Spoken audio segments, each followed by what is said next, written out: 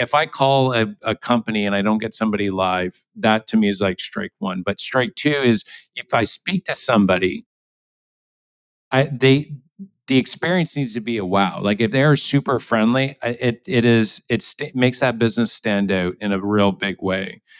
And so this is where for us it came down to if we miss one time, that can be tens of thousands of dollars that we could lose out on. And so not only that, it wrecks our brand as well. Welcome to the Carey Nieuwhof Leadership Podcast on YouTube. Hey, today, Mark Faris. How do you become number one in your field? So whatever you happen to be doing, what is the key to actual success? Very few people I know have done it better than Mark Faris. I think you're really going to enjoy this episode. Hey, like, subscribe, and leave a comment to join the conversation. And we will jump right into my conversation with Mark Faris after a word from today's trusted partners. Today's episode is brought to you by the Art of Leadership Academy. So if you're a church leader and you really want to reach your community more effectively, if you want to preach better, if you want to lead stronger, because you know you do, then I've got the Art of Leadership Academy. Inside of the academy, here's what you're going to get. You're going to get expert guidance, proven strategies, and practical tools to equip yourself and your ministry, and access to all 10 of my leadership and preaching courses. And when you sign up today, here's what you're going to get instant access to. Practical workshops to get quick wins under your belt in less than 30 minutes. 30 minutes from now, boom, you're going to lead a better team. You're going to communicate better, et cetera, et cetera. You're going to have also live monthly coaching calls with me and access to a vibrant community of thousands of church leaders. Plus, you'll have new tools and resources that are added every single month. So think of it as having a personal coach in your corner 24/7. It's the place that you can fill the gaps left in your leadership. So if you're serious about your growth and you want to take your leadership to the next level, head to theartofleadershipacademy.com or simply click the link in the description of this episode. It costs less than a cup of coffee a day. You'll see results in no time. So click the link in the description and join today. I can't wait to see you inside. This episode is brought to you by Gloo. Now, here's something you might not know. Did you know that moving is actually one of life's most stressful events? I haven't moved in a long time, but for those of you who have, it's stressful. But here's the upside. It also opens the door to new beginnings, to fresh starts, and to meaningful connection. With Gloo Plus, you can meet new movers in your community right where they are through the New Mover program. Every month, Gloo Plus allows you to send 50 personalized postcards to new residents who have just moved into your area. You can welcome them, you can invite them to your service, and you can make your church their new home.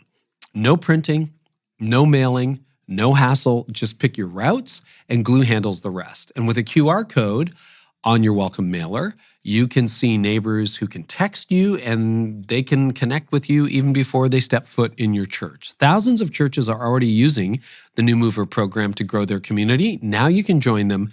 Go to gloo.us/Gloo Plus, that's gloo.us/Gloo Plus, and start welcoming new families today. Mark, I've been looking forward to this day for a long time. Finally, welcome to the podcast. Great to be here, Carey. Yeah. So very few people I know are more motivated than you are. I got a pretty wide circle and, we lived in the same community for many years, got to know each other quite well. And you are so focused on follow through, get results, and it's amazing. And you're barely past 40? Is that right? Yeah, 42 now. My wife likes to let me know that I'm a whole year older than her, even though it was 3 months. I'm December, she's March. Yeah. But on the calendar, that's how it works out. I would like to go back to sort of your origin story in leadership, because like a lot of people, you did not think that you would be doing real estate and wealth management and investing, in real estate for your life. You had a very different plan for your life, but what happened? How did that unfold? Yeah, so I grew up on a farm playing hockey, and so my dad would go out to the barn and he would classic Canadian story, dude. Yeah, north of Toronto, right? You got to play hockey. And was that Innisfil, by the way? Just Innisfil, a little town called Cookstown, so about an hour north of Toronto. And my dad would flood the rink, and I'd go out every night and I would practice shooting. And, I wasn't always the most skilled guy, but I just worked really hard and worked my way up through the ranks and played junior. And then I played a couple seasons over in Sweden, and I finished up down in the Central League in the US and in Texas. And so it was a couple of leagues below the NHL. So I was never at that top there. But I walked in one day, I was recently married. I walked in and the coach called me aside and said, "Hey, Mark, we put you on waivers. And so here's a couple of plane tickets back for you and your wife. And it's actually flying out in a few hours. So you're going to need to kind of hustle." I went in the change room and my stuff was in a garbage bag. So picked up that garbage bag of my equipment, went back, told Joanna, and we flew back. And we actually stayed at her parents' house for the short while I was trying to figure out what I was going to do. And Joanna said to me one day, she said, "Mark, you don't have to keep playing hockey if you don't want it." And I was like, "Yeah, I don't want it." It was like these blinders, these blindfolds fell off. And I was like, "I want to get into real estate." I always loved real estate investing. I thought, what better way to learn about real estate investing than to become an agent? And then 6 months later, had my license, jumped in, and Carey, I mean, you probably know this about me, but I'm more of an inward. I'm not a big Yeah, you talker. are actually quite like you have a big public persona. Anybody who lives north of Toronto, your signs are everywhere. But you are a quiet guy, like you really are. Yeah. And so this was something that getting out and talking to people, I was like super uncomfortable with. But Yeah. we had to put food on the table. And we got to a point where we were $10,000 in credit card debt when I started back in 2007. And I was motivated to put food on the table. So I just got out and spoke to thousands and thousands of people, and I became better at it just by sheer volume. And so we ended up pushing through that early startup stage. And actually, there's a book that I picked up, Think and Grow Rich. And that was about 6 months in. And in there, it said, get very clear on what your goals are, get a goal card. And so I did that. And we did 38 sales that first full year after that 6 month, we'll say, dry spell. And then we hired somebody and we scaled up, and we ended up doing the following year, we did 100 sales, and then we did 160, and we scaled up doing 1,000 sales while I was selling 150 homes personally, leading the team doing 1,000. And then we started hitting this ceiling, and I realized that I needed to transition from selling into being that CEO role. And then that led me down kind of that next stage in the journey, which, I'm sure we'll get to here, but that's that early stage. There was so much. I'm going to rewind this a little bit and break it down. So the one thing, being put on waivers, let's talk about that. Getting cut. We have leaders listening who've been fired. That's basically what it was, right? It's like, don't need you anymore. Yeah. That's devastating for a lot of people. And it's often arresting. There are people who don't recover from that. They never get their confidence. They're like, ooh, it's a wound that never heals. I'd love you, if you don't mind, taking us back to what that felt like, seeing your stuff in a garbage bag, getting on a plane, flying back to Toronto. What were you feeling like emotionally when that happened? Yeah, it was embarrassing when that happened, right? It was your whole life. You're going towards something, and you're in this league, and you got to walk in to the change room. You have all the guys in the change room, and they see you're picking your garbage bag up, and you're saying your goodbyes. But I think looking back in retrospect at that, what ended up happening was soon after I had the door opened up. Although that one door closed, another one opened up. And my life completely changed for the better. And I realized looking back on this now, like hockey was that's not an ideal lifestyle. I mean, when you see the guys in the NHL and you're like, oh, they're making all these millions of dollars. Like, believe me, they earn every dollar. Just to get there is hard, but the lifestyle is tough. I mean, your knees get hurt, over time. And so the door opened up. And so the reality that I look back at now is the fact that no matter what happens, there's two stories you can tell yourself. You can tell yourself a victim story, or you can tell yourself a victor story. And so this is one of the biggest things that I've seen with successful people, and through all the different pivots that I had to make through the years, is that when something happens, you really look at, what can I take from this? And what's we'll say the key insights or the key lessons that I can learn from this, and that another door is going to open up. I mean, you have two people, and Carey, you know the story of the two sons that were grown up by a drunk father. The father beat them, and one grew up to be, a drunk the same. And an interviewer asked them why they were a drunk, and they're like, "Well, if you knew my father, you would be that way too." And then you have the other son that grew up to be wildly successful, great father, great husband, great entrepreneur, and he used that same reason of the father being a drunk and beating them as to why he was so successful. Mhm. And so the Mhm. cup, you can have a cup that's half full or half empty, and it's the same exact thing. You just see two different stories, and whatever you tell yourself in those emotional downfalls is how you act and respond. And I think that is the biggest differentiating factor from the uber successful to the ones that fail. And so you kind of had that mindset even on the flight home. Like, I'm sure, you were licking your wounds for a minute or two, but you were quickly pivoting into, okay, what opportunity does this provide for me Yeah, and us? it wasn't an overnight thing. Like I was looking Yeah. for a number of months for another team, and it was only in a moment that Joanna made that suggestion. So I think looking back in retrospect, I know it's like Mm. I have this philosophy, this whole side of it that I think looking back on it now, there was the challenge of going through it, but it was more of a must. What I mean by that is that the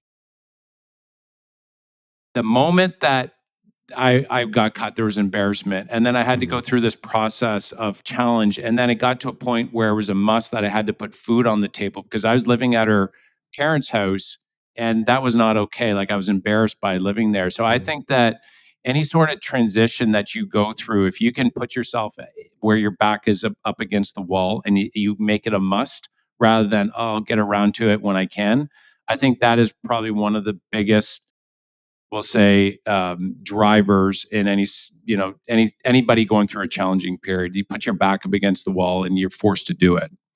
You're around 25 at this point, are you? Yeah, 20, early 20s. So I was early around 20s. 24. Yeah. 24. Yeah. Okay. Yeah. And the thing for people who don't know, I mean, hockey is all consuming in Canada or other nations where they play hockey, where this is literally a 20-year dream from the Mm. time you're 4 years old. It's your whole conscious life and it's yanked out from under you. Okay. Let's talk about the switch, the pivot to real estate. Mm. Because, I have a sister who's in real estate, shout out to Jen. She's awesome at what she does. And she's been very successful at it. You've been very successful at it. For leaders, I mean, Mark, you became the number one real estate agent in Canada and your firm number one in Canada. And that's not even in a major city. That's an hour north of a major city. So, I mean, that says something. But my understanding is in the industry of real estate, it's a relatively low bar to enter. If I decide I want to get into real estate, I can probably be licensed with what? Within 6 months 6 or months. so? You got 6 it. months. So Yeah.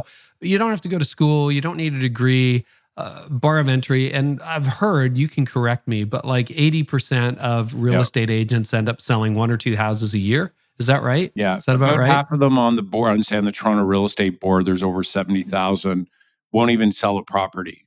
And Wow. so there's a lot of them that have their license, or maybe they sell one after that 50 percentile. And so there's a lot of agents that are in the business for maybe just in case, but there's very few that actually do it full time. There's about an 87% failure rate within a 5-year time span in that business. And so And by failure rate, how do you define that? they're out. What does that mean? They're out of They're the out. You business. mean they're like, Yeah. I got my license, now I'm done. Yeah, that's right. So only 13% make it. And of the people who make it, a tiny percentage actually sell homes enough to make it, this is my full-time job. Yeah, it's a little more extreme than the Pareto principle, where you Yeah. get like pretty much 20% of the realtors that are doing 80% of the business, and so it's a little It's bit kind of more more like extreme. 95-5 or It's 90-10. more like 90-10, right? Like Yeah. they're the top agents and the top teams are doing more, and so I mean it's harder today for an individual agent versus a team that operates as a business to be able to execute, because there's just so many things you need to do, right, when it comes down to marketing properties.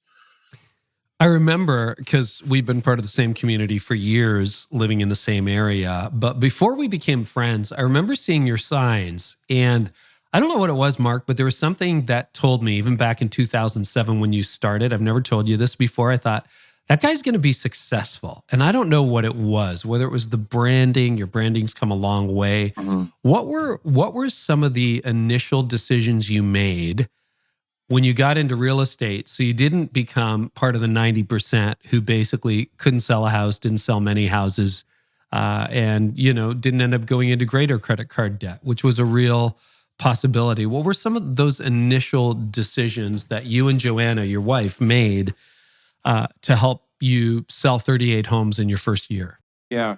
Well, first it was a must. We burned the ships. Like I didn't have a part-time job. Joanna was doing the staging and the marketing. And Mm. so we had to be successful. So I think having a strong desire is the first, we'll say, decision to burn the ships. But then after that, it was, for me, it was always going full out. And that was actually our slogan, Mm. full out for you. Joanna's like, you're always going full out in hockey, full out in business. We should be full out for you. So we got very clear what our brand Was was that early on? around. That was your Yeah. branding? Yeah. I Really? remember. Full out for you. I thought that Yeah. was more recent. Okay. Yeah. No, I remember we were in the townhome. There was the blue tile, 1,100 square foot, our first property. And Joanna's like, we had that conversation in the kitchen. And so I think getting clear, we'll say, what your differentiating factor is early on, it was definitely pivotal. And then, we wanted to really create the best experience out there for clients. And so that's something that we never cut corners on any of the marketing, the branding, how we service. I mean, I don't know if you recall, but back in the day, we used to have our feature books, our feature sheets. When a buyer would come into a listed home, Mhm. they would get to leave with something of value so they remember the property. We call them feature books. Well, we were one of the first, anyways, at least in our market that I can recall, that would actually have a CD of the slideshow in the back of the book that we pasted in the back. And now everything is online, and there's a website URL Mhm. and whatnot. Mhm. But that was one of those cutting edge kind of marketing tactics that we did, but we were always thinking ahead. And so that helped us get a good enough head start. And then I just took massive action. Like I was out in snow blizzards, knocking on doors. I was cold calling. And then, but I'd say from a decision standpoint, Carey, where it really turned for us is when I was selling 38 homes a year. Joanna was doing the staging and she was doing the photography. And we decided to hire somebody. And this is Mm. where I know a lot of the listeners out there is like, I'm an independent contractor. I'm doing everything on my own. And it's very scary. And so we decided we're going to bring somebody on. We said, okay, just for 30 hours a week. And we did that, and she never worked less than 40 hours. And we scaled up after that year from 38 maxing out, 38 sales to 100 sales that next year. And so that's where I really learned the value on hiring really strong people, and that it's an investment, it's not a cost. So, going a little bit deeper, you mentioned you're an introvert, and we've been to your house many times. You've been to our house many times. And yeah, I buy that, Mark. Like, you have a really good way with people. But when you probably refuel by being alone. Yeah.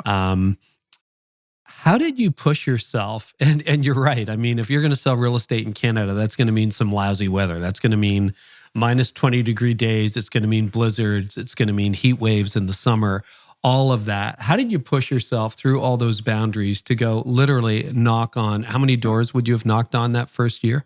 Yeah, well, there was thousands through my career, but for me, it was, I knew that if I had 100 conversations, whether it was through cold calling or door knocking, that I could book 2 appointments, and it was a numbers game for me. So 2%, Yeah, literally. it was like, it's not if, it's when. And so that was helpful because I knew it wasn't a personal thing. It was a numbers game. And then as time went on, I started improving and getting better at it. And then I got to the point where I had people calling where I didn't need to do that. Mm. But I'd say what pushed me was, first, it was a must. I had to put food on the table. And then after that, it was like being the top in the office, and then it was being the Mhm. top in all of Roll of Page, which is 20,000 agents, and then being the top in all Canada out of all teams and all brokerages. That was a driver. And then after that, it was like, okay, I want to build a company that I can be really proud of, where all of our team members is big enough where all of our team members can hit what their motivators are and what their big goals are. And so that was really cool. And then after that, it was like, okay, I want to build an investment firm that investors can hit their goals. And then it was like, okay, let's pull in the resident experience as well. So for me, the driver changed through the years. And so initially it was like that fear of failure. And I still think in the back of my mind that's still there. But the motivator getting clear and realizing that it changes over time and just really getting clear what that was and then tying a specific number to what that motivator is so that I know if I hit it or not.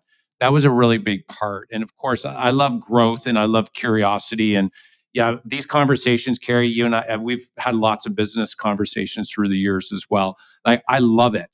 I love it. And so for me, like, this is fun.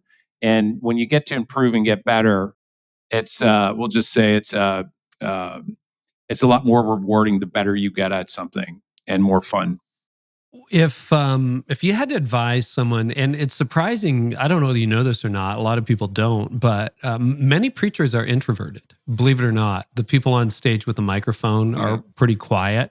So they might retreat to a green room. They might say, I would never go door to door, et cetera, et cetera. Yeah. What would you say, what advice would you have for people who are just maybe naturally a little more reserved in terms of embracing the public aspect of the role?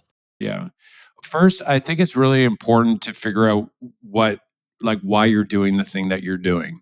And so that motivator, I feel, is really important, because if you don't make it a must, or if it's not important enough, then you won't put yourself through we'll say the uncomfortness or the lack of comfortability side of it. You're not going to push yourself through that if it's not a strong enough why. I mean, so getting clear on the reason that you are doing it, and then also understanding that everything that you start at the beginning it's in general, unless you're naturally inclined, it's hard at the beginning. But like any muscle, you will get better. And so getting out in front of people, if that's a fear, the best thing that I found to do it is to go and attack it. Because right on the other side of fear is like there's peace on the other side. And so it's interesting, if you let that continue to like hang out there, that fear side, if you don't attack it, it's always there and it grows. Versus like Will Smith said, is that his whole approach is he fears fear. And so he attacks it anytime it comes up in him. Wow. And he goes after it. And I found that for me, it's like the faster I can go after that fear, then it subsides and it drifts and it leaves.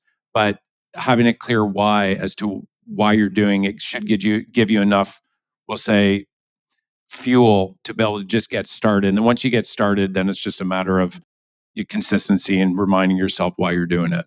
Well, just a quick note before the next question. You and I were chatting about when you're going to be in town, because we always love getting together. It's this weekend after we're recording this. Yep. And you said, do you know about the home show? You guys are going to be at the home show. I'm like, no, I don't know about the home show.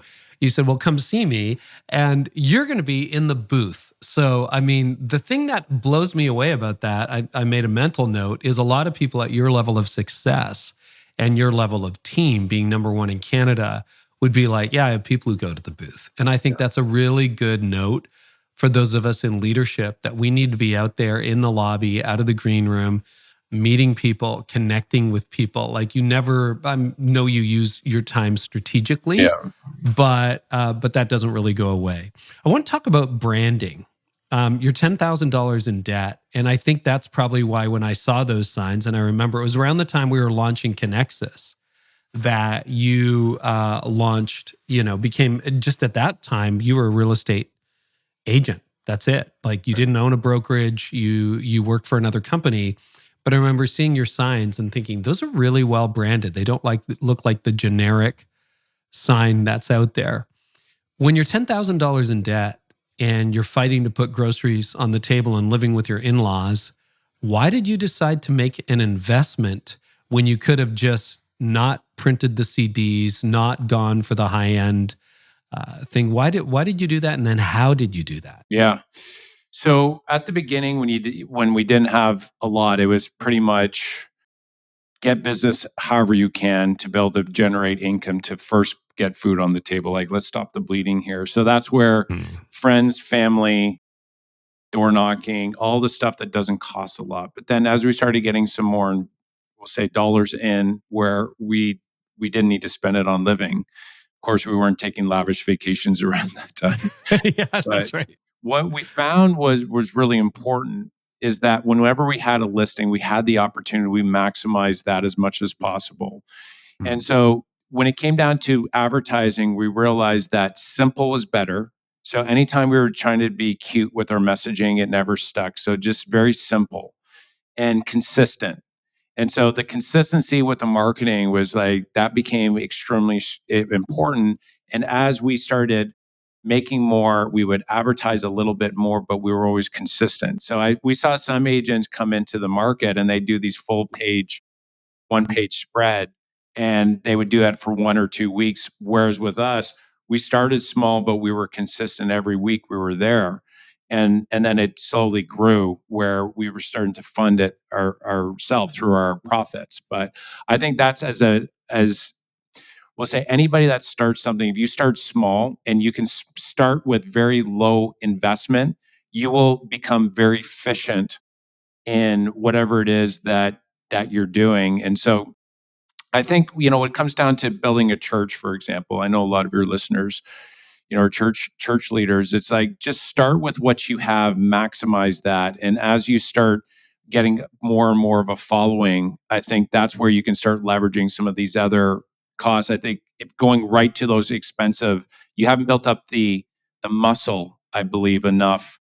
Whereas if you're doing maybe the lower costs, or say the face to face on a more regular basis, I think that's how you start to, in order to build enough muscle. So as you start to scale up, you have those foundational, we'll say, skill sets. Drop a couple bucks on a Facebook or Google ad before you drop $10,000 on a billboard. Fire right? bullet. You got Fire it. bullet. Yeah. So and again, if you don't want to talk about this, we can cut this out. But I remember there was a couple years ago, and you're in both countries now. So just you're in the U.S. and in Canada. You have residences in Naples and also in north of Toronto. But for your Canadian presence, anybody north of Toronto, you see Faris signs everywhere. It's kind of like Mark Spain in Atlanta, or other well-known real estate agents in the U.S. who are just dominant. Your signs are everywhere. But I remember you were saying there was a change in direction in the ad, and the billboard you liked the least performed the most. Do you remember that conversation or that pivot? Well, for us, there was... we started trying to get cute. We started listening to other quote unquote marketing specialists, where it's like more lifestyle. And so we removed the face, and we got because your face is on all the billboards. Yeah. And so we ended up starting to get feedback from people that, like, are you selling the business? We don't see you around anymore. And it was interesting. We realized that the more cute we got, where marketing people would love the ads, but everyday people, it was so loud out there, the simplicity was not as strong as just free home evaluation. Like Mark Spain is guaranteed offer. An interesting fact, actually, with Mark Spain, their president and CEO, he's actually now my business partner on Faris Capital. So he transitioned.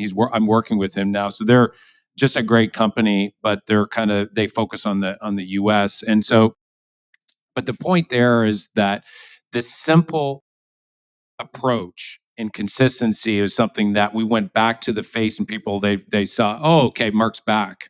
But it was interesting that, the data's got to be able to tell you that, and feedback in the market. And, we've tried multiple different things in the past, but we found simplicity and consistency is the key to getting through all the loud noise. I mean, people are bombarded now with messaging, and so you got to be consistent and keep it simple in order to break through. You're right. There's fewer words on your billboards. There, I think what's the one you guys are running now? It's like the sign you've been looking for. Just free home evaluation. Just a free home evaluation. It's simple. It's boring, yet it offers something, and there's a clear message to it. And so we just keep it simple, and that's been our approach. You have had to go through several iterations as a leader, from the salesperson banging on the door, and your wife Joanna is amazing. I And agree. she was your marketing. Yeah. She did the staging and everything. Actually, let me back up. Before I ask you this, let me ask you this. What were some other early things? As soon as you had the money to reinvest, you elevated the game in terms of the leaflet that you would leave at a house. So it wasn't just photocopied at some office. It was full color, had a CD in it at the time. Yeah. I think you guys invested more in staging than the average realtor. Can you explain that, and maybe a couple of other differentiators that you selected early on to make your brand stand out? So, Carey, when we met and we started talking. Actually, it was about entrepreneurship and business growth. And you had actually recommended this book if you're listening, it's Scaling Up by Vern Harnish. And in the book, he talks about having 3 brand promises. And so I went down this whole journey of figuring out what our brand promises are. And so for us as professional, loving realtors, so highly trained and professional. The next is exceptional marketing, making sure that we're marketing all of our properties really well. So the staging is tight, the photos and video are amazing, and everything is tight. And then the best experience. And we back that up with a guarantee. So they can cancel at any time with us. And so those 3 brand promises, when it comes down to investment for us, we're always looking at how can we spend money on each of those brand promises. And if you think of a brand promise as we'll call it an iceberg. And so the top of the iceberg is the actual brand promise, but underneath is all the infrastructure, the investment, the capital, the training, the time allocation, the priorities to be able to support it. And so whenever we were spending money, we would look at that and say, okay, we want to spend here to make sure that we're delivering on these main 3 brand promises. Okay, so why staging? Why was that important? And can you explain staging? Yeah. I mean, I do have family in real estate. We know you guys. I've bought and sold one house in my life, so I mean, I'm not exactly an expert, Mark. Yeah. What's staging?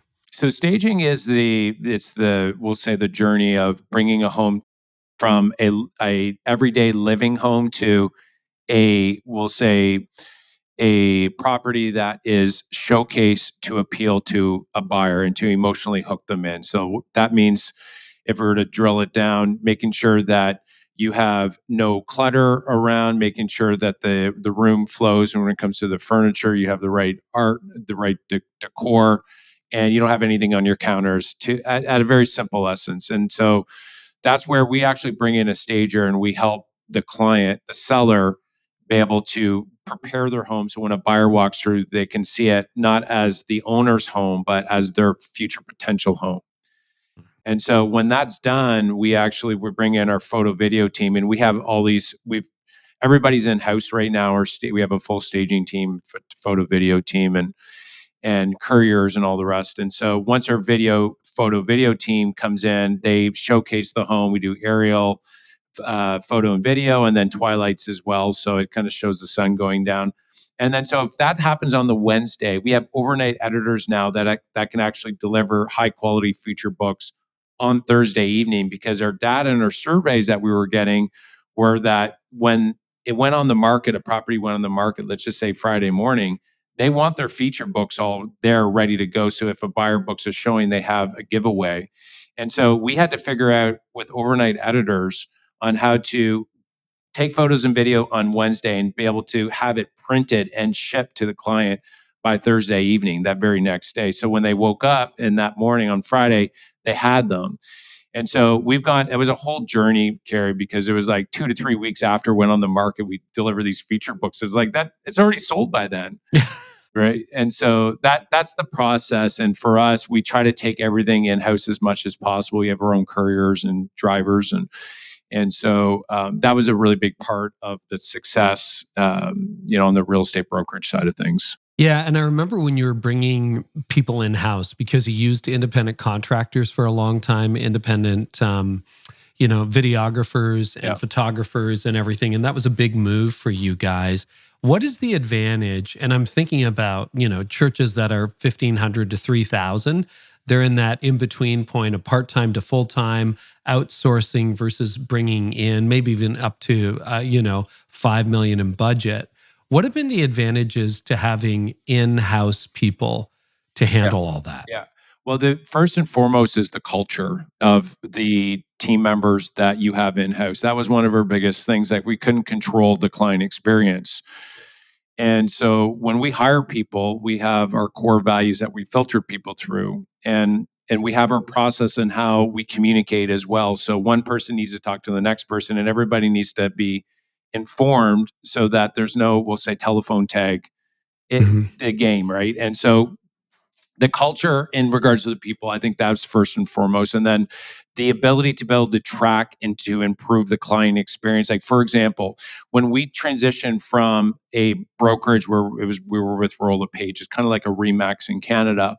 They were taking all of our initial calls and then they would transfer the call to us. Well, we can control that experience and how quick they picked up that phone. So when we brought that in-house and we had our own reception team, now we track that so that we 99.5% of the time we pick it up live. And so that's really important amazing. for us. Okay, so in an age of AI and voicemail, I just want to pause on that.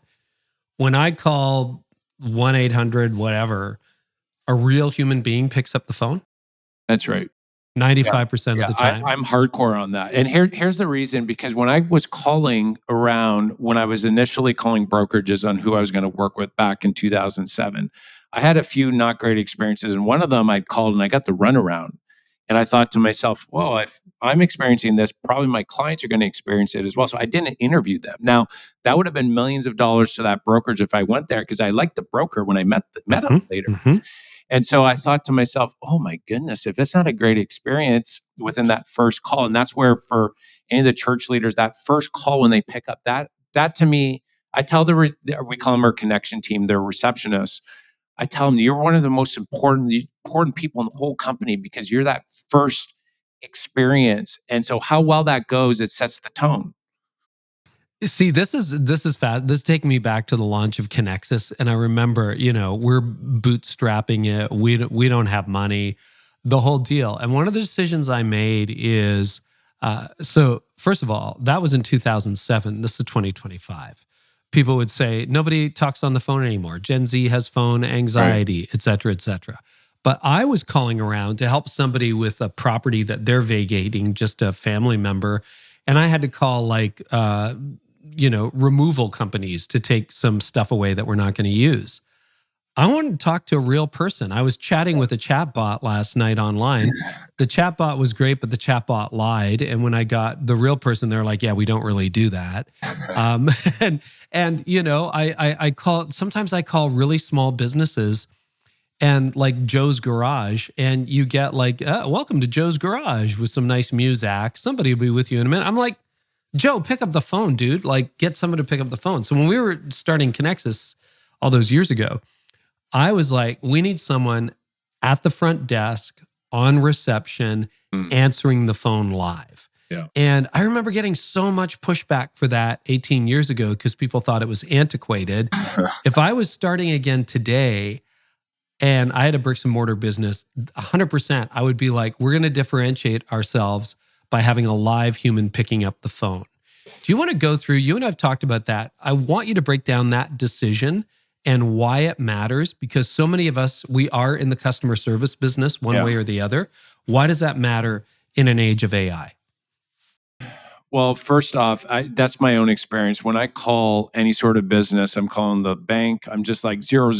And if they don't say that, I'm like, me too. And so, our clients are more affluent clients. And so in general, you want to have a great experience when you call and you want to speak to somebody. And that's been for my own, that's what I want. And so if I call a company and I don't get somebody live, that to me is like strike one. But strike two is if I speak to somebody, the experience needs to be a wow. Like if they're super friendly, it makes that business stand out in a real big way. And so this is where for us it came down to if we miss one time, that can be tens of thousands of dollars that we could lose out on. And so not only that, it wrecks our brand as well, because if people make a decision, they have a bad first experience. So here's another example. So with our investment properties, when we go buy these apartment buildings, that's the other side of the business is Faris Capital Partners. We go in and we buy these 100-unit apartment buildings. We partner with investors and we buy in the Southeast market. So Atlanta, Charleston, Tampa. And so the number one thing we do when we take over a building, it seems so simple, yet it's such a big, drastic change, is that when we buy the properties, we change the property manager out to somebody friendly. Like a nice human being? Is that what you're saying? You would be shocked, Carey, just shocked. Just by transitioning to somebody that is super friendly, that is professional, that has a genuine love of people. We give them the mission statement of the community, the core values. We make sure they're filtered through. That is the number one thing. And so when we look for buildings, we look for Google reviews from the property management team coming in, like three out of five. We're like, oh, this is low hanging fruit. This is beautiful. Just by changing to somebody that's friendly, that has a genuine love of people, because people are coming in, new residents. If they have a bad experience with that property manager, Carey, like you, I'm not going to live here. They're going to be the one looking after me. And now we're talking about hundreds of units. These are tens of millions of dollars building. And just think about the loss that they're having. And so now tying it to all businesses, all churches, all community, anything where there's anybody is coming in and there needs to be an experience delivered. That first step is that first impression. People make a decision if they like you or not within the first 7 seconds. And I know Daniel Pink talks about very strong endings, but if you don't make it a wow at the beginning, you won't get a shot to serve them. I've said this to Chick-fil-A executives ad infinitum, but I love their chicken sandwich, waffle fries for the win, the whole deal. I think what they really export and what they really do, and I've talked to the Cathys about this, it's like, you guys know how to train 17-year-olds to be amazing customer service people. I got to ask you, you do the same thing. So, but in a different field entirely. Yeah. How do you hire for that? How do you select for that? Can you turn a negative people person into a positive people person, or does the DNA have to be there? Can you break that down a little bit, Mark? Today's episode is brought to you by the Art of Leadership Academy, and today I've got some huge news. Getting expert guidance, proven strategies, and practical tools to grow your leadership in your church just got way easier. For the very first time, I've opened up free access to the Art of Leadership Academy. So you can join thousands of leaders inside the community as a free member, free for the first time. Here's what you're going to get: ongoing discussion around each episode of this podcast, unlimited access to our growing library of articles, live quarterly webinars to help you grow, and most importantly, access to a thriving community of leaders just like you. It's a single space to learn, connect, and lead even better. So if you've been on the fence and maybe you've heard about the Academy, but you want to find out what it's all about, now is the perfect time to act. So there's a special way to join, and it's pretty straightforward. Simply click the link in the description of this episode. You can create a free account, and boom, you're in. It's a special link, so make sure you use that one. Again, click the link in the description of this episode, enter your name and email, and you're in. I can't wait to see you inside. I have Darren Hardy. You probably, for the listeners out there, he's probably the modern. Well, he's like the modern day Napoleon Hill, and just a real genius when it comes down to marketing and business growth and overall success. So he shared the story where he went to the Marriott and he was going to meet the president of the Marriott the next day. So he checked in. The bellman greeted him. He was super friendly. He went to the front desk. The lady welcomed him. She was super friendly. Went up, ordered room service. Room service came up. They were super friendly. The next day, he meets the president and says, "How on earth do you train everybody to be so friendly? I want to know. How do you do it?" He's like, "Well, what do you mean?" He's like, "Well, everybody I've met so far has been super friendly. It's amazing. I want to know. Tell me." He thinks about it for a second. He goes, He's like, "We don't train people to be friendly. We hire friendly people." And Darren's like, "Oh, man." So, for us, through the years, I've tried changing people and I've gone down that route. But for us, I don't want to take that bet anymore. So our filter is very strong. If they don't have a genuine love of people, as in when I meet them, if I'm not feeling the love immediate from them, they're not a fit. And they'll probably be a fit somewhere else, but just not with us. And so for us, there's three things that we look for. Number one is a genuine love of people. Number two, they have a willingness to work hard. And number three, they have a willingness to learn. And so if they have those three things, they have all the ingredients to be a massive success, because we have the rollout plan. Like we've documented, here's how you go on a listing, here's how you go on on the buyer side, here's how we communicate. And so one of the challenges I found from some people that have come on, they're intelligent, like super educated and just wicked smart. But it'll say, okay, go and learn this. And they'll come back and they're like, well, I kind of tweaked this a little. They spend all the time trying to tweak instead of just learning it and executing. I'm like, please don't, just go. And so learn. And once you learn, I think that the willingness to learn and be humble enough and just to do what's said, I think it's of untold importance when you hire people on. And that's not something you can train. What difference does having a live person? I know we're spending a lot of time on answering the phone, but I think there's a parable here, a lesson here. I've read some of the data, and you'll have it more at top of mind than I do. But if I call you and I get a response within the first 60 seconds or so, you're far more likely to make the sale. If it's 10 minutes, the odds of you making a sale drop. If it's an hour or the next day, by the time the next day hits, you're probably not making the sale. Do you want to talk a little bit about, just drill down one more time on the live receptionist going, Faris team, Carey speaking. Why is that still important, and what difference does it make? Yeah. So there's two parts to this, Carey. First is when there's an email online lead that comes in. So there's an inquiry. For us, it's 5 minutes. The average response time in real estate is actually 16 hours response time. So if you're within 5 minutes, you're way ahead of the game. And so people are caught in that. So when they reach out and they fill out a form, they're mentally in that state. If you wait longer than 5 minutes, they're probably getting, the kids are screaming in the background, they get distracted, and then they mentally move on. Well, and they might be emailing 5 different firms 100%. At the same time, right? 100%. Cut, paste, send.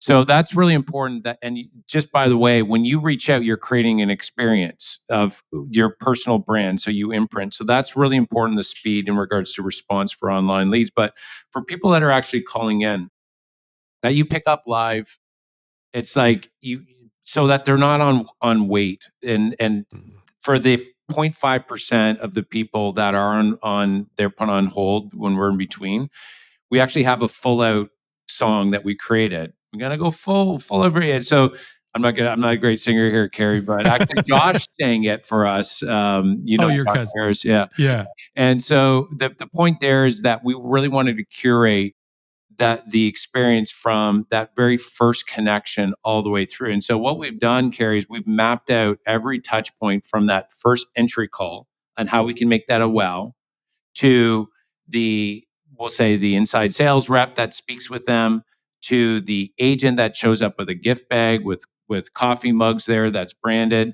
to the presentation, to the wow with the staging. We're bringing so every step along the way, we try and add a little bit of a wow to it that's unexpected. And by doing that, we found the likelihood that they're going to refer a friends and family member go up drastically. But the first call, that needs to be looked at. And for us, we look at that as the first step in a number of steps that we need to make it a wow as much as possible.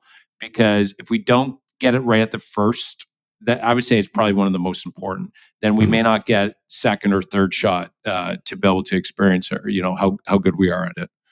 So any thoughts on wow moments? I think church leaders and business leaders are always trying to experience it. And I want to give you a little example from our company. So, when this is over, I've already got it on my desk. I'm going to send you a thank you card that's handwritten. And then we've always given out different gifts. We've given out Roots stuff, which is classic Canadian, socks, hoodies, that kind of stuff.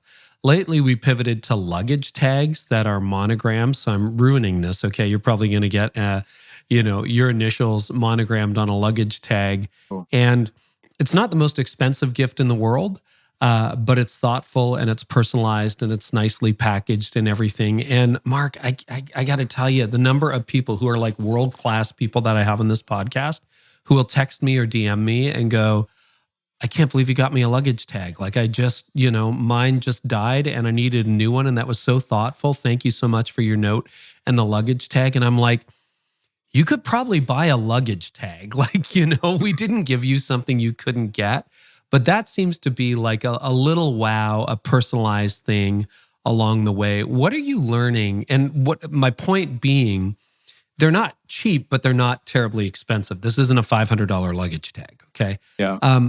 But often it's little things that turn the dial. So when you think about a wow experience, a live person picking up the phone, what are some other like things that you have learned really elevate it for a guest experience, customer experience? Well, the first step is to map out each of the touch points so that you know every single touch along the way, and then understanding as well and actually writing down what is their emotional state. Are they curious? Are they a little fearful? Are they scared? And I think if Oh, you wow. understand emotionally where they are, then you're able to think, we'll say, how can we alleviate that emotion, or how can we maybe double down on that? So I think that's the first, when you map it out, and just having some fun with your team members is like, how can we make that a wow? And it's pretty incredible that, like for the church leaders, that get a group together and people love giving their opinions. And then, you measure it and test, as in, what kind of feedback that you get. And so we've learned quite a bit through the years. Now, the one thing that we learn, and this plays in really well with what you've done with personalizing, is that rather than putting Faris team on the gift, when you put their name on the gift, it's much more impactful. And so We've learned that. Mm-hmm. for our investors, when we close on a deal, we send out a Sonos speaker and we put their name on it. And it's like, oh my goodness, we had people that they were just super happy. It's like, oh my goodness, this is amazing. Like broker gifts, like we'll send that and we'll put their name on it. And so that's where I think that anytime you can personalize. Now, when you're dealing with massive amount of clients, or you got to have a process for this. And I think that's what makes it so rare, is that people know that you've personalized it. And so anytime you can tie it to something specific, like there's a book that you talked about, and you can personalize it and put a little note. I think it shows that you're listening as well. And so Giftology is a really good book. I think you've read that Yeah. as well. Yeah. Right? We've had John, unfortunately, he passed away very young, but we've had him on the podcast. We'll link to that in the show notes. Mark, let's talk about you reinventing yourself, from the guy knocking on doors, from 38 sales to how many houses will you sell now this year in Canada? Well, so over 13,000. So we sell about $1 billion a year in real estate now. Wow. So I got to a point where, we're leading the team doing 1,000 sales, and I was doing 150 homes personally. So I was like on 5 listings. That's every 3 days you're selling a house. Well, what happened was we started hitting the ceiling. Yeah. And I was like, why on earth are we hitting the ceiling? We never had that problem before. We were always on massive growth mode. And I realized, you know what? I'm actually the lid right now. I started reading books, and I'm like, I'm the lid in the business. I need to transition out of being the operator and into figuring out what a CEO should be doing. So there was and this is when you actually got me onto scaling up, when you made that suggestion. But I during remember that the time, conversation. Yeah. I had 2 questions I wanted to answer. Number one, what's a scorecard of a CEO? Like, what are the main responsibilities, the tactical things that a CEO should do? And the other one was, why do companies hit ceilings, and how do you break through? And so that was like a 3-year time frame of getting into Jim Collins, building the whole leadership team out, and then in regards to scaling up in EOS traction, implementing a lot of level 10 meetings, daily huddles, and quarterly rocks and priorities, and all the rest of it. We implemented all of that, and then boom, Carey, like it was one step back to take 2 steps forward, because our profit initially for the first year to 2, it dropped. And then what happened when I built that strong leadership team, then we went from 1,000 sales. We finally broke through. We got to 1,400 sales, and then we got to 1,700 sales. We did 1.4 billion in sales in a year, and that's when, right around that time, is when there was another shift that came, and so real estate investing became harder. Interest rates doubled. Mm-hmm. We ended up seeing that investment properties, you had to go way, way, way up north, not in our market anymore. You couldn't find any good cash flowing properties. And so that's when I really needed, there was a big problem because we had thousands of investors that we worked with through the years, and you could always come to us and we'd find you a great deal. But it was very hard in my marketplace, and rent control is another thing.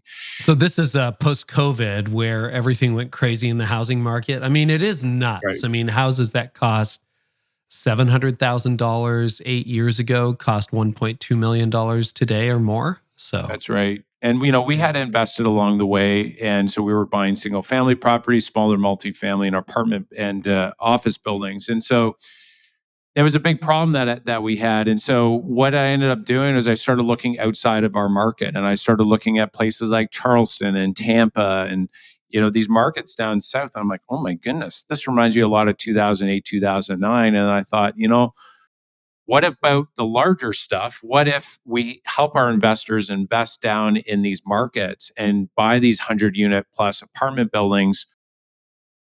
What if we could get them access to these? We call them like the crown jewel of real estate, and compete against the Black Rocks and the big boys, right? What if we did? What if we could do that?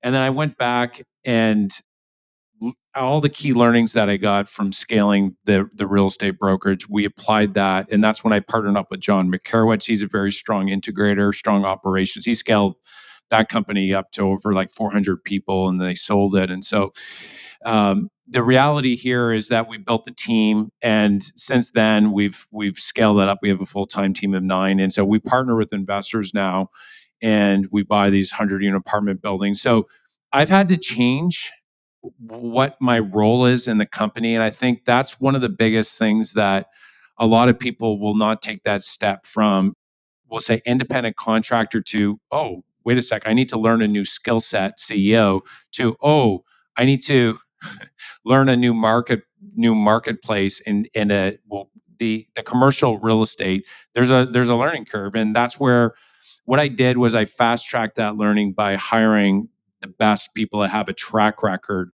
on these assets. And so that helped me learn that a lot faster. And so that's where, through the years, I think transitioning and learning as you go and then taking massive action, it's been a real good learning and say journey over the last like 5 years. So when you went from selling to becoming CEO, what was the hardest part of that journey for you? So when I first started transitioning, I'm like, I'll just keep this client and this client, or I'll only take on certain listings. And so I started realizing that the split focus for me was not helpful. And so I was kind of I was CEO, but then I was doing this over here, and I just letting go completely and trusting my people. And so one of the things that I did that really helped with that transition is I spent a lot of time making sure that our sales reps were trained. And it wasn't like abdication where it's like, pass it off and hope the best. This was straight up, you need to role play with me, do the listing presentation, the buyer presentation, show me that you can do this. And so I spent a lot of time, I wrote down all the scripts and built the presentations out. So that really helped make that transition. That was probably the hardest thing though, letting go completely and Mm. realizing that, what the selling side of it, I'm no longer taking that on because the company now needs me to be the best CEO and help scale the company from that point of view. Maybe you don't miss anything now about your old role, but did you miss anything at the time? It's like, oh, I wish I could get back there out there on the street. A lot of leaders struggle with this. And I think you're right. It's a split focus. So that's why I'm asking, like, personally, there had to be a cost to that, I would imagine, at some point, because you were number one in the country. Yeah. Like, you Yeah. were good at it.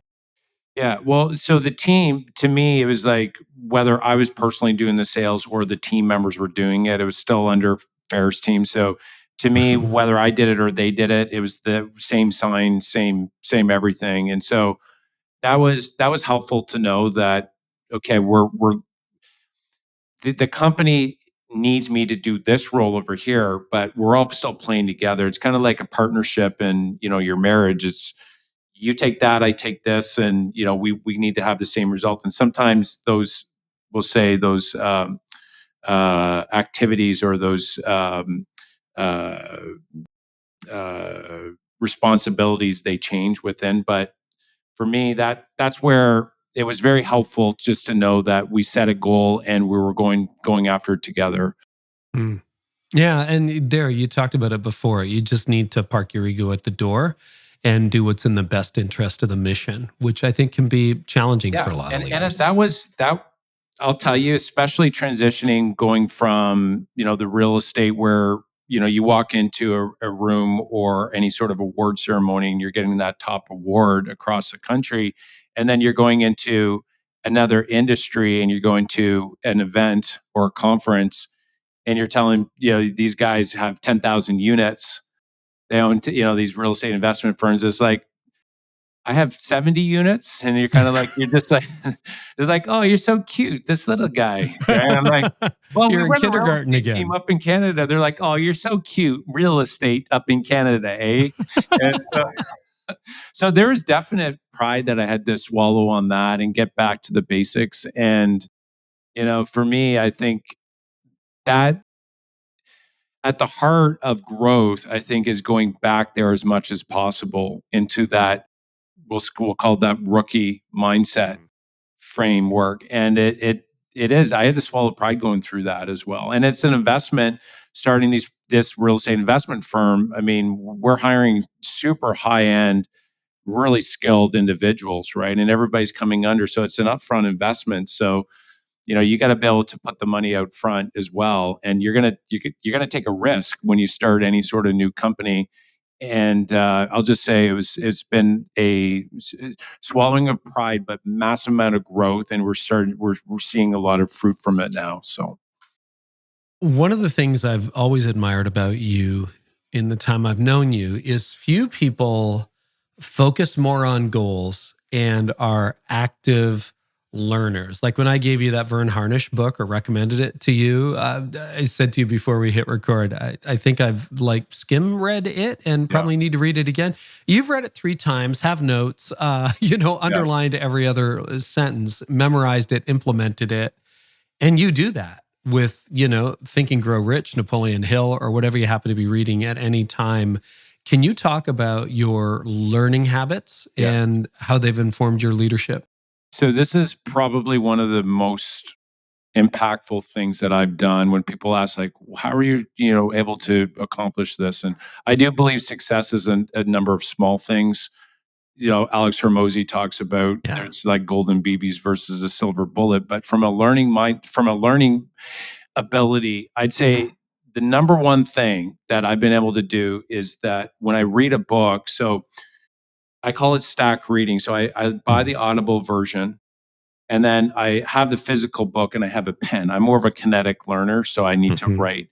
And so I speed it up to like 1.5 to 1.7, and it pulls me through the book. Because whatever you want to learn, somebody wrote down their best ideas. I mean, Carey, you've wrote a number of phenomenal books that I've loved, that I've taken a lot of great content. At Your Best is one of my favorites. But the point there is that I'm going and I'm underlining, and it pulls me through the book so I can get through it faster. And then when I'm done, I go back through and I pull those main key concepts, ideas, I write on the back, and I look to action on it as fast as possible.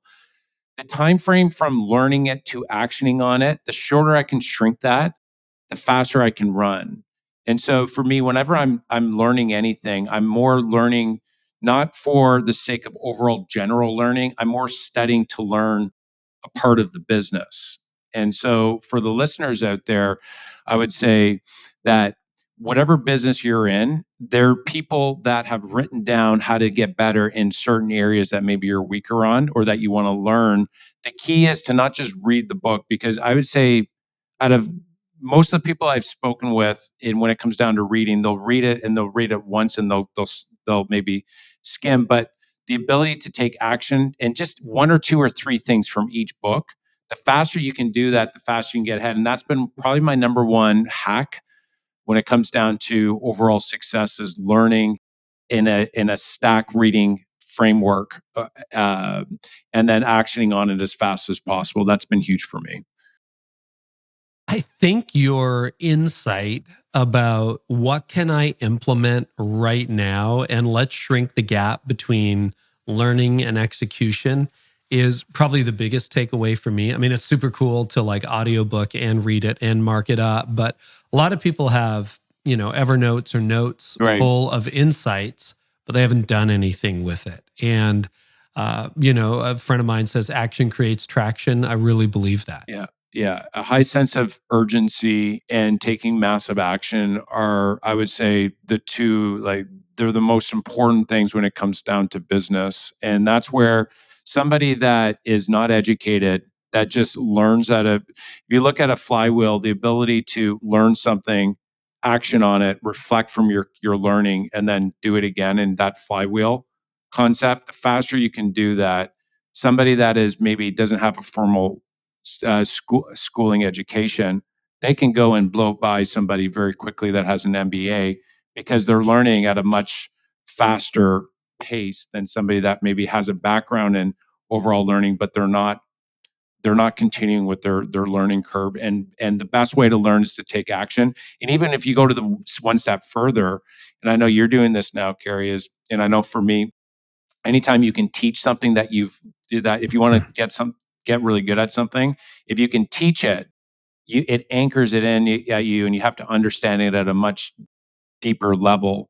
And I found that was another thing that I started doing that really helped with my learning.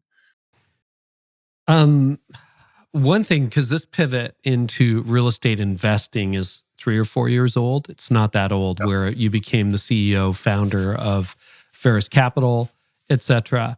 But you still have your whole real estate company running north of the border. So you and Joanna moved to Naples. You're there in Florida most of the time now. You come back to Canada for a few weeks a year in different events.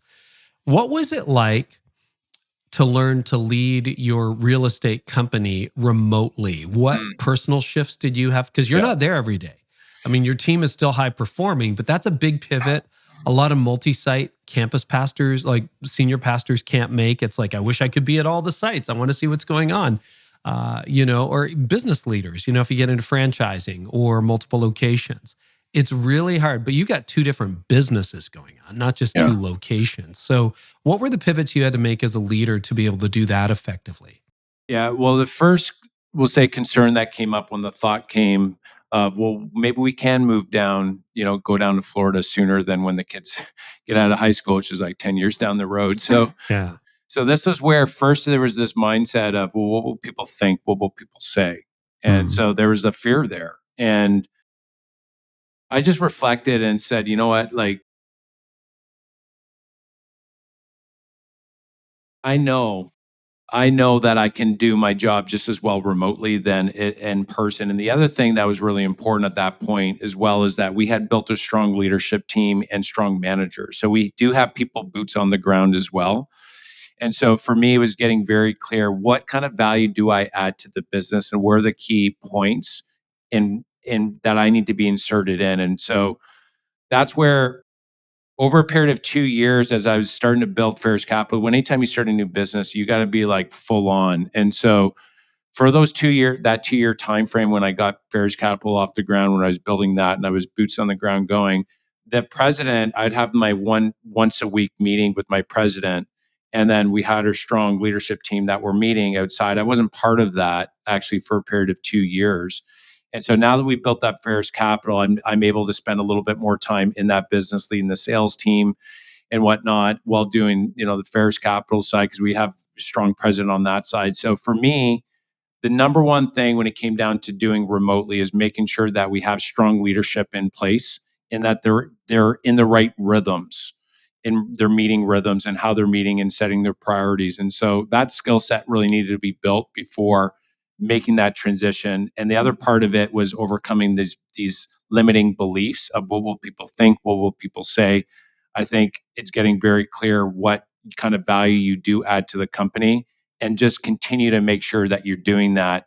And, for example, you're reaching out to all of the key players, and you're keeping that relationship strong rather than just being, completely unplugging and, we'll say ignoring them. One thing, and I mean, you're a strong Christian. You've been part of our church for over 10 years now, et cetera. So I know you well. But visualization, I remember when you were poised to become top in the country, you talked about visualizing the award on the wall. Do you remember that conversation? Yeah. Can you talk about that power? Because I think a lot of leaders are afraid to step into the future because they can't see the future. And I've tried to do a better job at, praying, visualizing. And I know you're not getting into like new age woo-woo stuff, but talk about the power that's had for you. So I call it visioning. And so visioning to me is, I mean, it's right there in the Bible. The people lack vision, they perish. Yeah. And so for me, it's getting very clear what the result is that you're looking for. And so when you can get very clear what it is you're looking for, your mind goes about finding it. And we've all experienced this when we go and buy a new vehicle. Right. When you buy a vehicle, it's like you start seeing it everywhere because it's top of mind. And so one of the biggest things I see when I'm talking with maybe a new entrepreneur, I'm like, okay, what are your goals? What does that look like? And the more I ask questions, the more they start to paint in more colors. And so this is something that when I started in real estate, I remember I was working late and I had a real estate agent knock on the door and come in, and she opened the door and she's like, Mark, you pretending to work in there? I'm like, no, I just, make my calls. And then they ended up leaving. And then I was just me there in the office. And I went to the front reception. And as I was leaving, this is well after 9 o'clock, I saw these awards up on the wall. And I thought to myself, the awards were the top 1% in the entire company. And this is when we were like maxed out our credit cards. I was like, what if I could be up there? Like, that's amazing. That would be great. And so when I started really diving in, that question was really powerful. What if? What if I could do that? And then it was like, why not? Why couldn't I do that? And then the more that I started getting clarity on that, I started getting, okay, well, what would that look like if I did win it? And then, going up on stage, getting the award and feeling all those feelings. And it was just like, for me, that was encouraging, that thought of that. And that visioning, I created it so clear in my mind that, Carey, like I knew what I was eating for dinner that night, and going up on stage and feeling all those emotions. And so that to me is creating that kind of clarity. It gives your daily actions a lot more intention because you know what you're trying to do. And I think that the more you can create clarity in regards to whatever result is that you're going for, your mind's going to see more opportunities. And that's just a fact that has been proven over and over. Is like when you have a goal and you start working towards it, more things start to show up, and they were there before, you just didn't see it. And I think that's the biggest thing.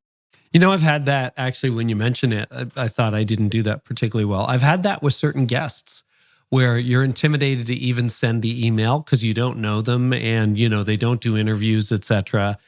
And then you kind of work yourself into it. I pray through it as I know you do. And then when eventually we're either in the room or online like this, there's a familiarity and an inevitability to it where you're like, yeah, this is exactly what I should be doing. I should be interviewing this person. And it's a really interesting episode or a really interesting exercise to go through. Okay.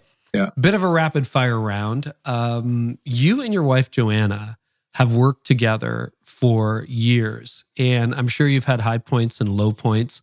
What have been some of the keys to making that relationship work? So, Carey, when we first got married, whenever I got something wrong in the marriage, I'd say something or I'd do something, and I knew I was offside. It would take me, maybe it'd take me a month or 3 weeks before I would like own up to it.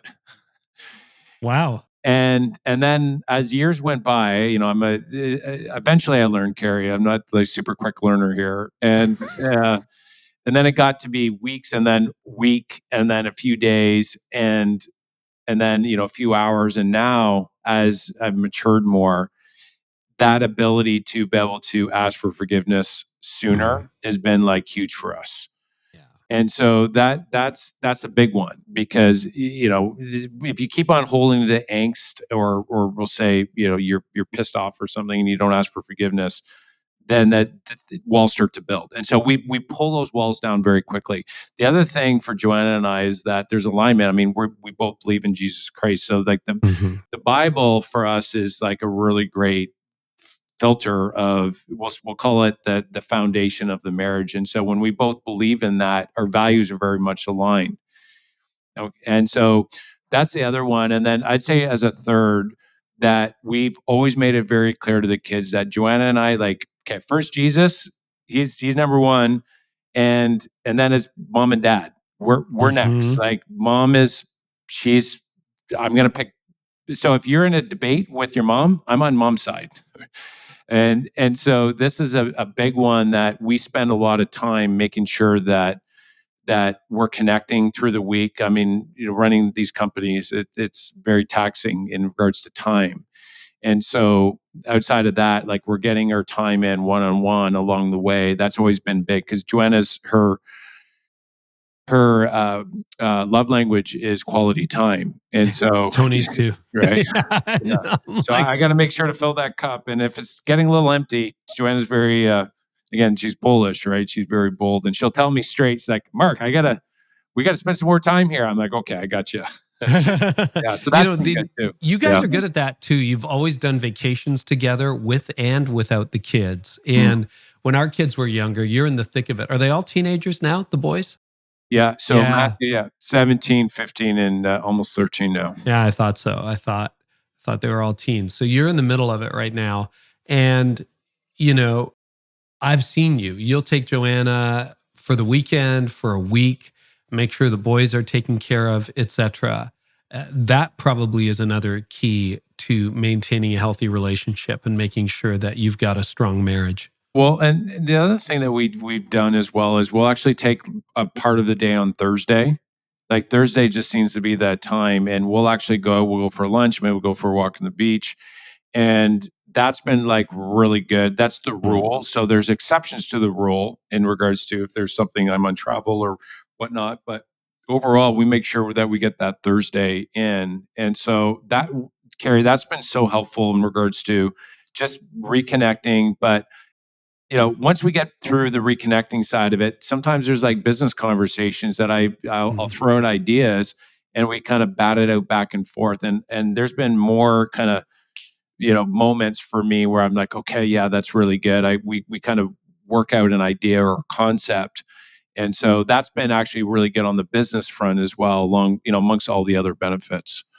So note to leaders who are really busy, Mark runs 2 massive organizations that are leaders in their field, and he spends Thursday afternoon with his wife. That's Friday for Tony and I.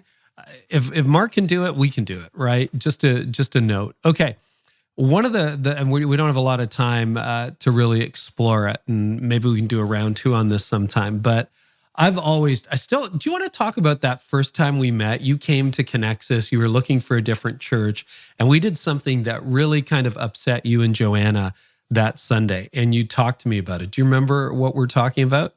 Yeah. So, and just before I do, I'm just going to go back quickly in regards to this. There's this rule of Parkinson's law. And so going back to this idea about time, that if you give yourself an hour to do something, you can get it done in an hour. Just like if you go on vacation, you can become superhuman and you can get way more done. If you have certain windows of time that you have to get your work done, Parkinson's law says that you'll be able to squish in and fit the amount of work into any time that you give it. And so if you give yourself a day to do the work, you'll get it done in a day. And if you have a half a day, then that's how you actually create and build time. So that's just more of a side note. Yeah, it's like work expands to the time available to fill it, so make less time available. 100%. Okay, so I still remember, I know where I was standing when I met you because I knew who you were, but I didn't know you personally. And I thought, ooh, the Farises are at church this Sunday. And every pastor has probably had that experience. And you were like, I'm not sure about your church, Carey. Can you tell me more? You were very respectful, but do you remember that conversation? Yes, I do. And so it was great because you were open to the conversation. I think there was something that had come we up. we were still doing covers at the time. I think we played Magic. The band played Magic by Coldplay. This dates it to like 2014. Do you remember that? There was something that happened where we're kind of questioning it. And so we came and talked to you about it. And, being in a leadership position for me, it's like I always want to be able to have a conversation if maybe we, overstepped or, or something came across a certain way, just to get context. And so you were available after church and we came up and spoke with you and you said, you know what, like, it was cool for me to hear you, like, listen, we don't always get it right. And it was, you didn't say, it wasn't like this, oh, we did everything wrong. It was very much like, listen, we don't get it right all the time. And so like there was a humility there, but then you were really listening to us. And I think that conversation of like truly listening and, giving some context as to, what was said or the cover that was playing at that time. But that started a good relationship as, what, this is somebody there that, I actually respect and, we can have a conversation. And, that was kind of the beginning of the relationship. Yeah. Yeah, no, I remember that. And you were very kind too. You're just like, so why are you doing a song called Magic if it's a Christian church? And I'm like, actually, that's a good point. So yeah, it's cool. It's cool to hear. I mean, there's at that point, I think you had well over 1,000 going, right? And so you had the time of having that one-on-one, which was cool. And I always tried to be at the door, even as long as I was the lead pastor, or teaching pastor. I always wanted to be at the door. I always wanted to meet as many people as I could on a Sunday. I think that's really important. What do church leaders not understand about business leaders? Yeah. So first, I think that growing a church, the same principles apply to growing any business. And so one of the things that I've seen, because I've been to a number of different churches in the past, is that as an entrepreneur, you have to, I believe there's an element of paranoia that is important, but there's optimism is, I would say, even more so. And so with the message for entrepreneurs that are coming in, if it's based in negativity, the entrepreneur will pick up on that. And versus like, so being a believer in Jesus Christ, I believe that he died on the cross, he took our sins away. And because he came and took my sins away, I'm now perfect in God's eyes because of Jesus Christ. So I sit on that side of it. And so that's where optimism, if the message is like, listen, we're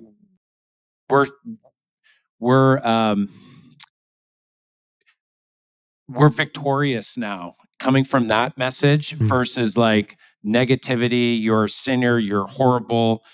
Entrepreneurs, they'll pick up on that and they know that.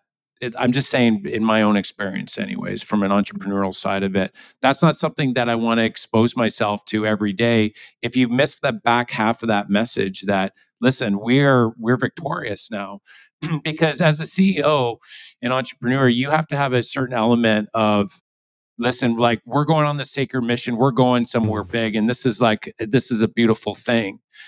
And so I've seen that before, where it went the other way, and it just wasn't super appealing for me, because I know with any sort of growth in entrepreneurialism that you have to have that we're going to do it and mindset versus the negative side of it. What do you wish business leaders understood more about church leaders or misunderstand about church leaders? I mean, we've had a pretty good friendship over the years, so I think we know each other well, but just generally speaking, what do you wish you knew that business leaders knew more about church leaders? Yeah, well, I think that, the personality types that you've explained to me through the years, I think that's probably one of the biggest ahas. Oh, the whole Enneagram thing? Well, when I say personality profiles, that when you have a church, you have different, we'll say, demographics. You have people that have been there. Yeah. Like I've told you many times, we're trying to reach everyone in the city, but we're not for everyone. That's right. And so to be able to, grow a church And I mean, it's very similar, I guess, in a sense in business, is that you got to be very clear of what your message is and stick with it. And so that's tough when you have maybe somebody that's been going to that church for, we'll say, decades. And you got to be okay with, like, here's the message, here's where we're going, this is important. And they might not resonate with that, and that's tough. I mean, this is, and Mhm. you're dealing, when you're, it's not just business, you're dealing with Jesus Christ. and Yeah. and so, like, that becomes more of a question of, do I believe that I'm I'm following Jesus's path, that the direction that you've been giving as the church. But some of the stories that you've had to go through, I think, was really insightful. And the other thing as well is the fact that there's a lot that's requested and asked of you. So being able to put up uh, proper guardrails for yourself as a pastor, because burnout is a real thing as a Yeah. pastor. And I know you talk a lot about that as well. And I think as an entrepreneur, it's easy to see a pastor up there, oh, once a week, oh, that's all nice. But you guys go through a lot through the week. And it's Yeah. just, that's phenomenal to know that, to have that insight anyways, that it's not just a one day job, it's like an everyday job, and you have a lot of people reaching out for you for many different situations. Just to add nuance to that, I think what I would tell you and Joanna, when you were trying to figure out, is this the church for us? It was like, look, there's a lot of churches in this area. We play this particular role in the kingdom of God. We're not the kingdom of God. And this church is going to work better if you're inviting friends. Like, if you're just here to consume, we'll be okay. There are other churches that might be better. But if you have friends who are close to you or family members that you want to invite to church who maybe don't go to church, this is going to be a great church for you. And you guys were like super inviters when you lived in the Barrie area. Super Yeah. cool. Yeah. Yeah. Joanna will say, if she likes something, just watch out. She'll make sure she gets all of her friends there, and I kind of jump onto that bandwagon, so to speak. But it's been Yeah. great, and anybody that we've invited through the years, they've always had a good experience, and come to Yeah. Jesus as well. There's a number of people, so Pretty you guys cool. have done a great job there. Thank you. Well, we've covered a lot. Is there anything in our last couple of minutes we didn't touch on that you want to touch on, Mark? Yeah, Carey, I'd just say overall, the biggest thing when it comes down to, I'd say, growth overall for, say, church leaders, is number one is surround yourself with the best people and strong leadership. And so if somebody is like a B or C on the team, one of the biggest things that I've seen is when I've transitioned them off, and as hard as it was, is one of the hardest things as any sort of leader is to transition them off, is that I've never regretted that. Yeah. And so it's always been an uplift to me personally and to our organization. So when I leveled up the bar of the type of people that were coming, and the skill sets that they bring to the table and their ability, when I leveled that up, the company grew.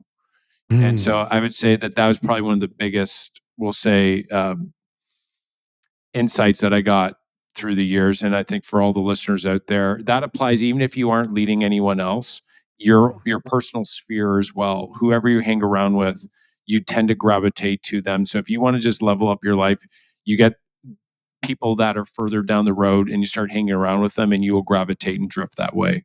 Mm. You know what? That's a real challenge for a lot of leaders. We're very loyal. And so we hang on to perhaps the B and C players on the team a little bit too long. Well, the good news here, Carey, is that you even have courses on that, on how to Yeah, we say do. no. So go check out Carey's. Carey, here's a little blurb for you. Go check out Carey's website when he has training on how to do that and say no without, being offensive in any way. And so you have some really great stuff out there as well. Thanks. We'll link to your companies in the show notes and everything. But if people want to track with you, what do you want to direct them to? Your social, your podcast, dude? I love your Yeah. podcast. Yeah. So we have one that's geared towards real estate agents, one entrepreneurs, and the multifamily investor playbook. Actually, that one is really great. We have 2 conversations a week, John and my business partner, John, and myself, where we talk about how we're taking down these larger 100-unit apartment buildings. all the challenges we're having through taking them down, and how we're able to navigate that. So Multifamily Investor Playbook, we're on YouTube, and we're also on Apple Podcasts and Spotify as well, so you can check us out there. Cool. Well, Mark, thank you so much. Looking forward to hanging out again soon. Yeah, thanks, Carey. It was a pleasure.